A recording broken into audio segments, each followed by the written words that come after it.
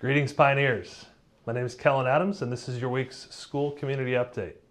This week, we realize that there are several different budget-related conversations coming to a board meeting near you, and so thought there was value in talking about those and the implications for you as a potential residential homeowner here in our district.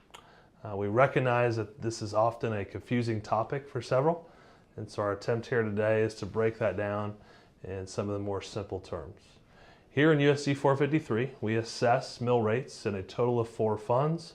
Those 4 funds are the General Fund, Local Option Budget, also known as Supplemental General, Capital Outlay, which is used for bricks and mortar related projects, and then finally Bond and Interest, which is our debt service instrument to pay off bond referendums that were approved by you as voters.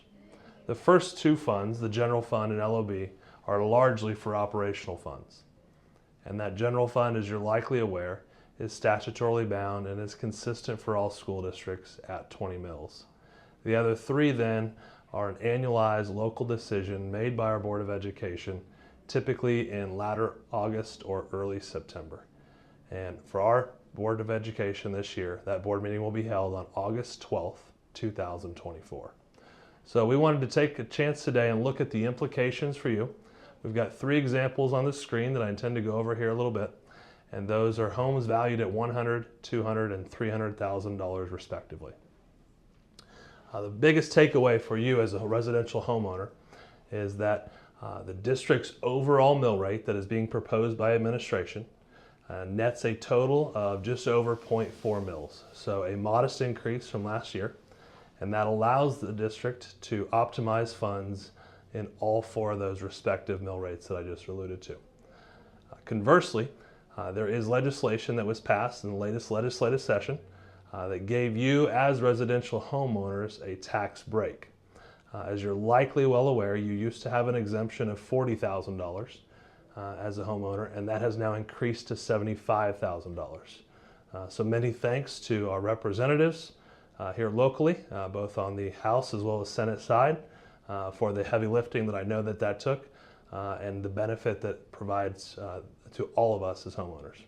So now I'll look at each one of those examples. First, for the 100K home, you're going to notice some consistency here. But again, what we've shown here is the county appraised value of the home, followed by then that residential reduction. And you will see that applies specifically to the general fund. So for those of you out there that like to pour through the numbers, that exemption does not apply to those other 3, but rather simply the general fund. That then brings with it a new county appraised value, and then obviously the assessment factor for homes, which is going to be consistent throughout each of those 4.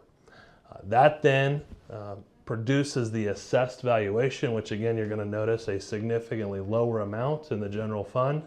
And then what we've done off screen is provided last year's actualized mill rates. So the difference here in the far right column is from the 23-24 school year. And so the net total for a 100K home will be an annual reduction of approximately $75.95. That again is for across all funds, and I want to emphasize is an annualized number.